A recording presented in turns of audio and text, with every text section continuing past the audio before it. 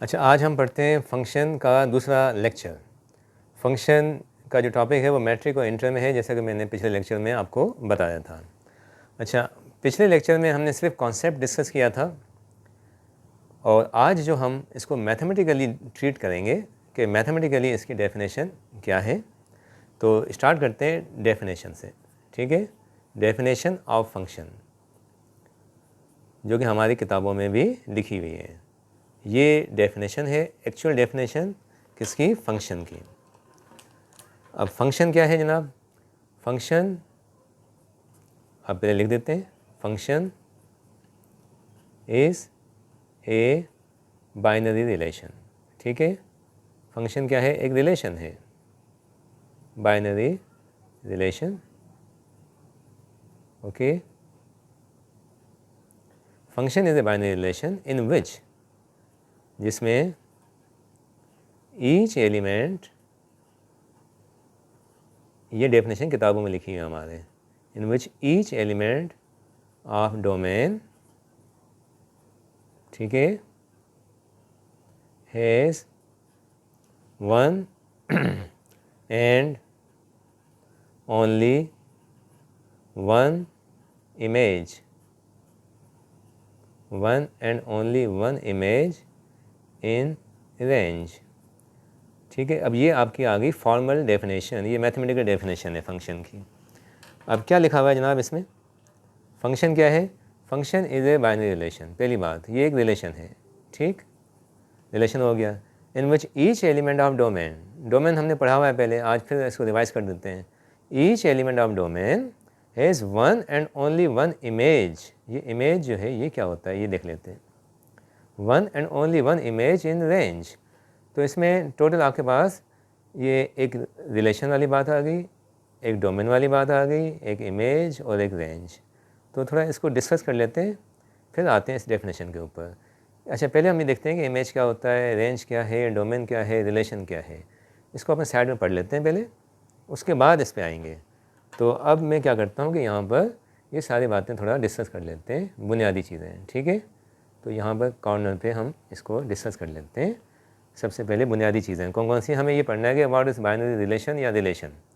तो ये रिलेशन पढ़ने से पहले हमें पता होना चाहिए कि जनाब कार्टेशियन प्रोडक्ट क्या होता है। वो कार्टेशियन प्रोडक्ट हमने पहले से पढ़ा हुआ है। कार्टेशियन प्रोडक्ट जो है ये पहले पढ़ेंगे तो इसके बाद जाके रिलेशन समझ में आएगा। और कार्टेशियन प्रोडक्ट जो है ये डेफिनेशन हमने पढ़ी हुई है, इसके सवाल भी हमने किए हुए हैं। थोड़ा सा इसका कॉन्सेप्ट रिवाइज कर देते हैं, इसका कॉन्सेप्ट जनरल सेंस में रिवाइज कर देते हैं कि कार्टेशियन प्रोडक्ट क्या होता है। कि जनाब it is the set of, it is the set, ये जनरल कॉन्सेप्ट है इसका। It is the set of all ordered pairs, all ordered pairs. जनाब ये सेट है किसका? ऑर्डर्ड पेयर्स का, ठीक है। Made by elements of two sets, made by two sets. अच्छा, क्या लिखा मैंने? It is set of ordered pairs, किससे बनते हैं? एलिमेंट्स ऑफ टू सेट्स से, ठीक है। मगर किस तरीके से? सच दैट, इस तरह से कि सच दैट कंडीशन होती है इसकी, क्या? सच दैट फर्स्ट एलिमेंट जो होता है, फर्स्ट एलिमेंट belongs to,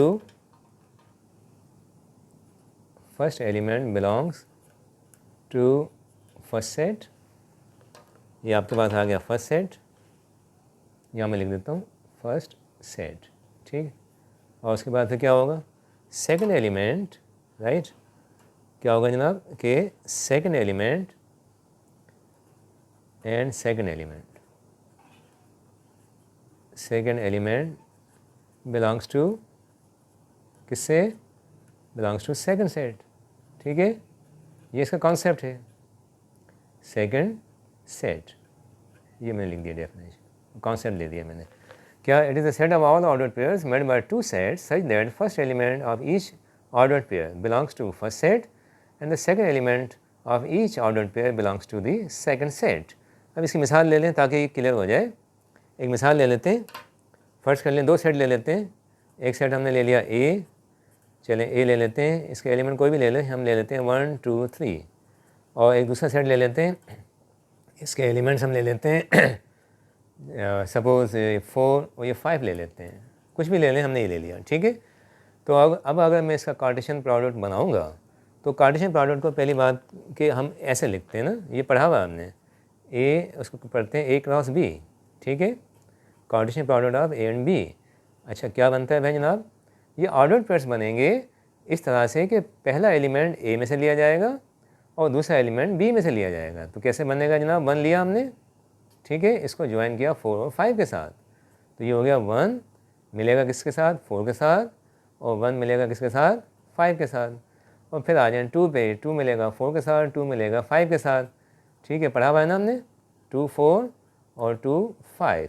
और फिर आखिर में आप किसको मिलाएंगे, 3 को मिला देंगे, ये हो गया 3 4 और जनाब ये हो गया 3 5। ये आपका बन गया कार्टेशियन प्रोडक्ट, ठीक है, ए क्रॉस बी। अगर बी क्रॉस ए बनाएंगे तो वो अलग बन जाएगा। चलिए हम यहीं तक रखते हैं, ये आगे समझ बात। अच्छा अब आते हैं मेन चीज़ पे कि ये बाइनरी रिलेशन क्या होता है, व्हाट इज़ दिस। ये रिलेशन ये भी हमने पढ़ा हुआ है, ठीक है, इसको मज़ीद क्लियर कर लेते हैं, बाइनरी रिलेशन क्या होता है। अच्छा अब ये रिलेशन जो होता है यानी कि बाइनरी रिलेशन जो होता है ये क्या है, this is a subset of Cartesian product, ठीक है, सिंपल सा कॉन्सेप्ट है इसका। एनी सबसेट, हाँ बेटा, any subset of Cartesian product, Cartesian product का कोई भी सबसेट ले लें, ठीक है।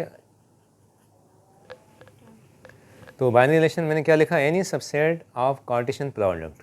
ये जो कार्टेशियन प्रोडक्ट है इसका कोई भी सबसेट ले लें, कोई भी सबसेट ले लें वो रिलेशन कहलाएगा। मिसाल के तौर पे हम एक ले लेते हैं, एक सबसेट ले लेते हैं, सबसेट तो बहुत सारे बनेंगे इसके, एक ले लेते हैं और शो करते हैं सपोज उसको आर से, ठीक है।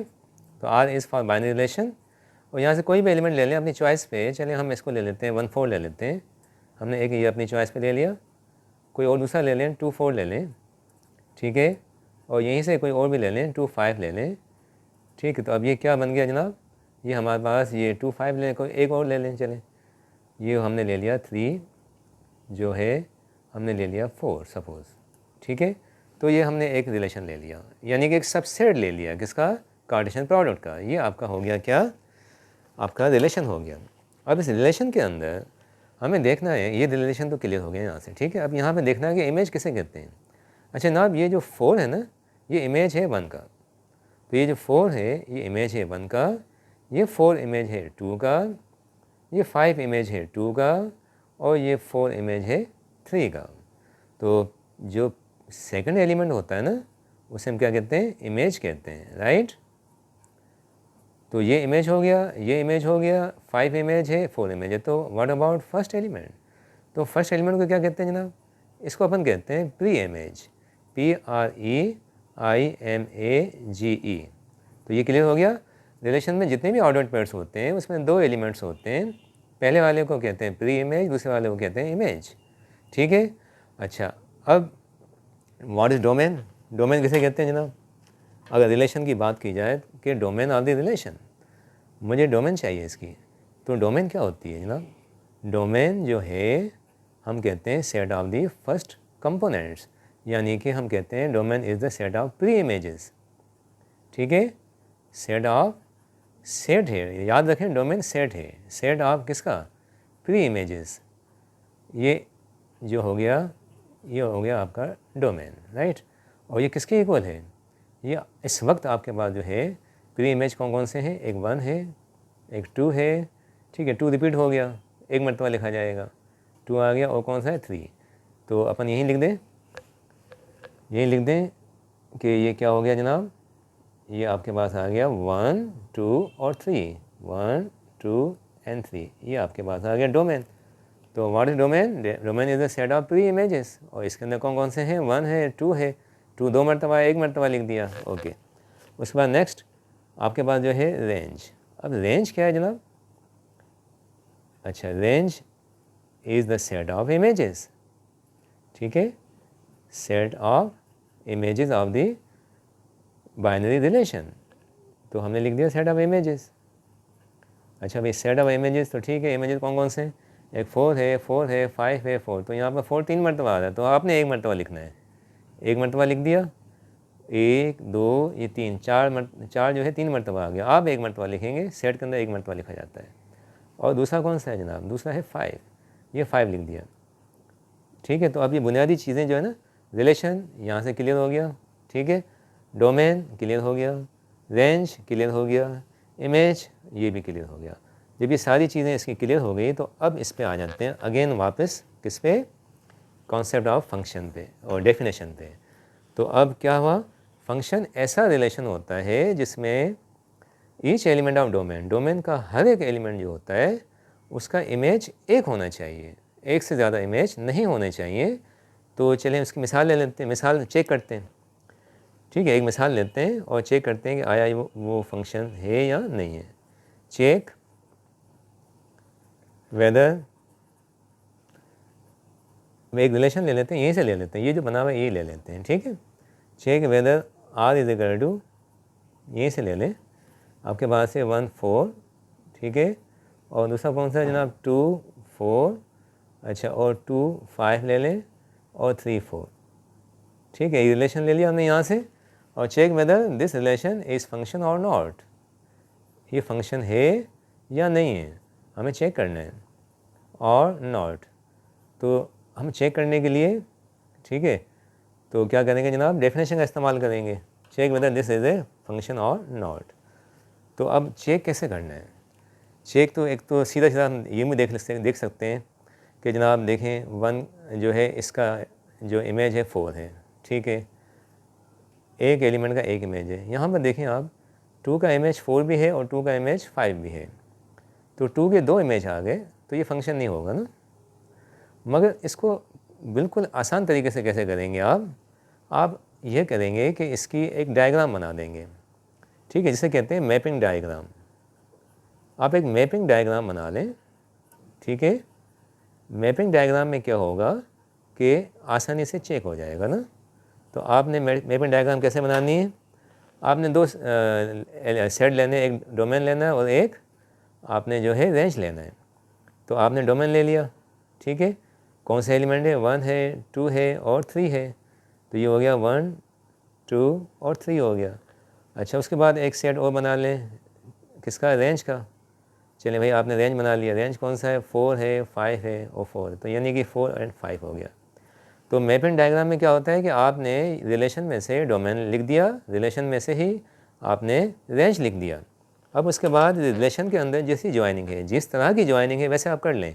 भाई 1 4 से ज्वाइन किया हुआ है तो आप 1 को 4 से मिला दें। अच्छा भाई 2 4 से है, मिला दें, बिल्कुल 2 4 से मिला दिया। 2 5 से है, मिला दें 2 5 से। 3 4 से है, 3 को भी आप 4 से मिला दें। तो जैसी ज्वाइनिंग दे रखी है वैसे हमने ज्वाइनिंग कर ली, ठीक है। अब हमें चेक क्या करना है कि आया ये फंक्शन है कि नहीं है। उसके लिए क्या लिखा हुआ है कि फंक्शन ऐसा रिलेशन होता है जिसमें डोमेन के हर एलिमेंट का एक इमेज होता है। देखिए 1 का इमेज एक ही है, 4, बिल्कुल सही, ठीक है। 3 का इमेज 4, 3 का भी एक ही इमेज है, ठीक। मगर ये जो 2 लिखा हुआ है ना, आप देखें ये 2 जो है इसके 2 इमेज आ रहे हैं, 2 का इमेज 4 भी आ गया, 2 का इमेज 5 भी आ गया, तो ये गलत हो गया। अब ये जो ना आपका फंक्शन नहीं कहलाएगा, क्यों कि 2 जो एलिमेंट है डोमेन का, इसका इमेज एक नहीं बल्कि एक से ज़्यादा आ गए। तो आप लिखेंगे since 2 has more than 1 images, more than 1 images, इसके इमेजेस की तादाद एक से ज़्यादा है, therefore this is not a function. ये जो आपका आर है ना, इसको आप यूँ लिख दें, दिस इज आर, नाम क्या था, रिलेशन आर, ठीक है। R is not a function, ये फंक्शन नहीं है आपके पास, ठीक है। यहाँ तक क्लियर हो गया। तो जनाब यहाँ ये क्लियर हो गया कि ये फंक्शन नहीं है। अब एक मिसाल और ले लेते हैं, उसमें भी हम चेक करते हैं कि आया कि फंक्शन गिवन जो मैपिंग डायग्राम्स हैं वो फंक्शन शो करती हैं कि नहीं करते। तो एग्जाम्पल एक और ले लेते हैं ताकि मज़ीद क्लियर हो जाए। अच्छा, अब एक और मिसाल ले लेते हैं, ठीक है, उसमें भी हम चेक कर लेते हैं कि फ़ंक्शन को कैसे चेक किया जाए। तो हम एक मिसाल लेते हैं, चेक लिखते हैं, check whether given mapping diagrams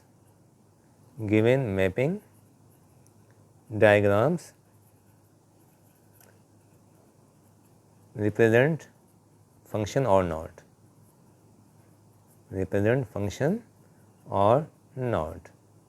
तो जनाब एक दो डायग्राम ले लेते हैं, ठीक है, अपनी चॉइस की। चलें एक ले लेते हैं अपन मैपिंग डायग्राम, दो सेट ले लेते हैं, एक सेट ले लिया ए, सही है, और एक सेट ले लिया बी।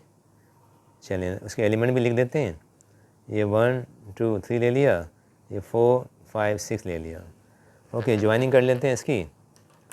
ये हमने इसको इससे ज्वाइन कर दिया, इसको हमने इससे ज्वाइन कर दिया, ये एक होगी मिसाल, ठीक है, एक मैपिंग डायग्राम हो गई।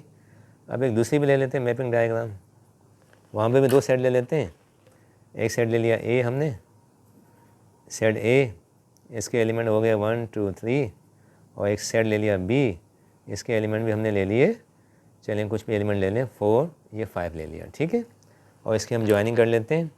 1 जो है इसका इमेज है 4, 2 को ज्वाइन कर दिया 4 के साथ, 3 को ज्वाइन कर दिया 5 के साथ। अब हमें चेक करना है कि ये दो जो मैपिंग डायग्राम्स हैं, आया ये फंक्शंस हैं या नहीं हैं।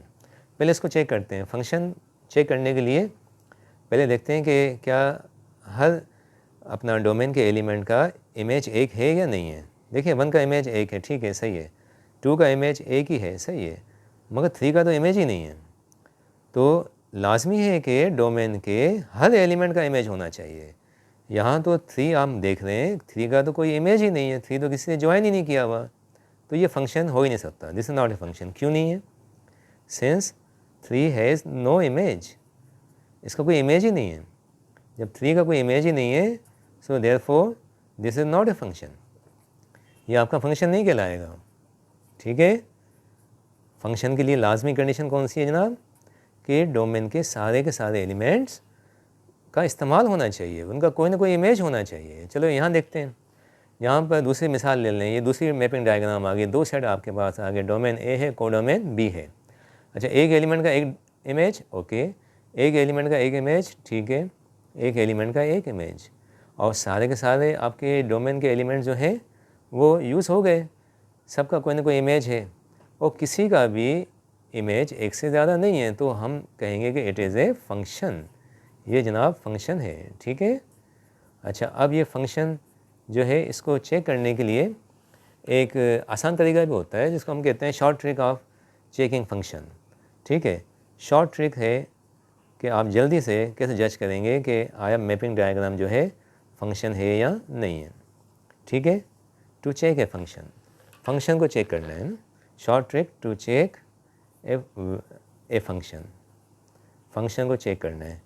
तो उसको चेक करने के लिए जनाब क्या करेंगे कि सबसे पहली बात कि आपने सारा का सारा ध्यान जो देना है डोमेन पे देना है, ठीक है, राइट।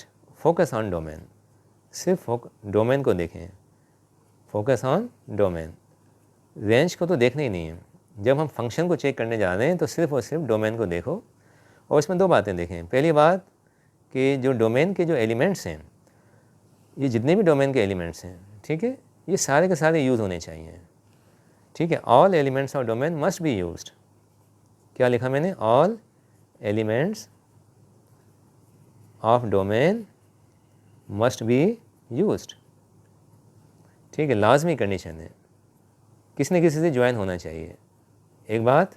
और दूसरी बात क्या देखनी है कि जनाब डोमेन में से कोई एलिमेंट रिपीट ना हो, नो रिपीटेशन फ्रॉम डोमेन, ठीक है। ये दो बातें आपने चेक करनी है, किसके हवाले से? सिर्फ डोमेन के हिसाब से। डोमेन को देखें और सिर्फ ये देखें कि सारे यूज़ हो गए, हाँ सारे यूज़ हो गए, कोई रिपीट तो नहीं हो रहा, कोई डबलिंग तो नहीं हो रहा, okay, this is a function. अब यहाँ देखते हैं, क्या सारे इस्तेमाल हुए? नहीं हुए, नॉट ए फंक्शन। क्या सारे इस्तेमाल हो गए? हाँ हो गए। क्या कोई रिपीट तो नहीं हो रहा? हाँ रिपीट हो रहा है, कौन सा? 2 हो रहा है, नॉट ए फंक्शन। तो दोनों बातें जब सेटिस्फाई हो जाएंगी तो फिर हम कहेंगे कि ये फंक्शन है। यहाँ तक क्लियर हो गया? अब जो हम आगे पढ़ेंगे नोटेशन, फंक्शन की कुछ नोटेशन पढ़ लेते हैं यहाँ पर। अच्छा, अब नोटेशन की बात करते हैं। अब इसमें क्या होता है कि जो फंक्शन जो होते हैं उसको आमतौर पे शो किया जाता है किससे? Small English alphabets as well as Greek alphabets. ठीक है, मैं लिख देता हूँ यहाँ पर फंक्शंस को जो है आमतौर पे फंक्शंस आर यूजुअली डिनोटेड, किससे डिनोट किया जाता है जनाब? Denoted by English, small English, ठीक है, एंड ग्रीक अल्फ़ाबेट्स। ये हमारी किताबों में भी लिखा हुआ है, ठीक है, एंड ग्रीक अल्फ़ाबेट्स लाइक, मिसाल के तौर पे कैसे, जैसे कि ये आपके पास आ गया एफ जी एच, ठीक है, ETC, और ये ग्रीक ले लिए alpha beta gamma and ETC, ठीक है। तो क्या कहा मैंने, फंक्शंस को आमतौर पे हम शो करते हैं किससे, स्मॉल इंग्लिश अल्फ़ाबेट से या ग्रीक अल्फ़ाबेट से, FGH है या K ले लें, M ले लें, L ले लें, वॉट कोई भी अल्फ़ाबेट ले लें, आमतौर पे जो हम शो करते हैं FGH से करते हैं, अल्फ़ा बीटा गामा से भी शो किया जाता है, ठीक है। तो अब ये तो होगी नोटेशन। अब इसको मिसाल की मदद से समझते हैं। फ़र्ज़ कर लें हमारे पास एक फ़ंक्शन ले लेते हैं, सेट A ले लिया हमने, ठीक है, और हमने सेट B ले लिया, राइट। चलिए इसके एलिमेंट ले लें 1 2 3 ले लें आप, इसके एलिमेंट ले लें कोई भी 4 5 6 ले लिया, चलें ठीक है। इसको ज्वाइन भी कर दें आपस में, ये हमने ज्वाइन भी कर दिया, ओके, ये आपका जो है फंक्शन बन गया, ठीक है। इस फंक्शन की सारी कंडीशन सेटिस्फाई हो रही है, सारे यूज़ हो गए डोमेन के एलिमेंट, और कोई रिपीटेशन भी नहीं है, ये आपका फंक्शन बन गया ना। और इसका नाम दे दें एक, मैंने क्या कहा, फंक्शन को शो किया जाता है FGH से, तो चलें इसको शो करते हैं किससे, ऐप से। तो हम यहाँ से ऐसे एक नाम दे देंगे, कौन सा, स्मॉल ऐप। तो इस फंक्शन का नाम है ऐप। तो इसको हम क्या लिखेंगे भाई, इसको लिखेंगे ऐप इज़ फंक्शन, ठीक है, ऐप फंक्शन है, कहाँ से, फ्रॉम A to B, ठीक, ऐसे पढ़ेंगे ना, f is a function from A to B। अब ये तो लिख दिया आपने, मगर इसको मैथमेटिकली कैसे लिखा जाएगा, ये जो मैंने जुमला लिखा है ना, function f is a function from A to B, इसको सिम्बलिकली हम ऐसे लिखते हैं, देखें इसको हम ऐसे लिखते हैं, f is a function from A to B, ठीक है। तो ये जो चीज़ लिखी हुई है इसको ऐसे लिखा जाता है, f is a function from A to B, ये इसकी नोटेशन होगी। उसके बाद यहाँ पर आ जाते हैं, देखिए 4 जो है इमेज है किसका, 1 का, 5 इमेज है 2 का, 6 इमेज है 3 का। तो मैं क्या लिखूँगा, मैं लिखूँगा 4, हाँ बेटा क्या लिखेंगे, 4 इज़ इमेज, ठीक है, image of 1, image of 1 under F, ये जनाब इमेज है किसका, 1 का अंडर F। अब ये जो मैंने जुमला लिखा है ना कि 4 is image of 1 under F, तो ये जो लिखा मैंने इसको शॉर्ट में भी लिखा जाता है ना, नोटेशन इसकी क्या है जनाब, इसको ऐसे लिखा जाता है, क्या, 4 is image of 1 under F, ठीक है।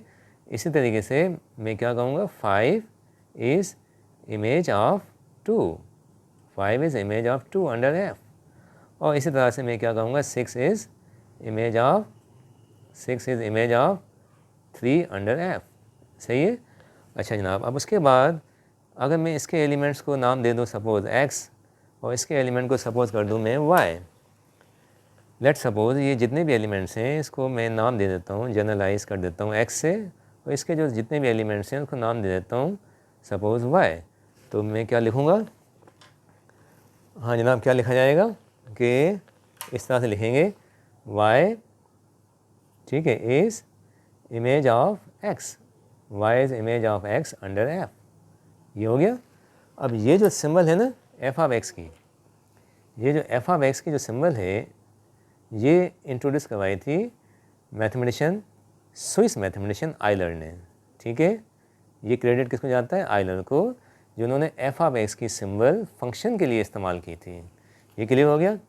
अब उसके बाद ये जो लिखा हुआ है ना y is image of x under f, इसको हम जो है 3 तरीक़ों से पढ़ते हैं।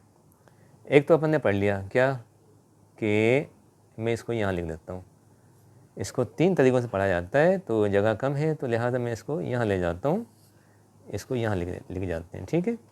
एक तरीका तो ये होगा जैसे ऊपर लिखा हुआ है, y is image of x under f।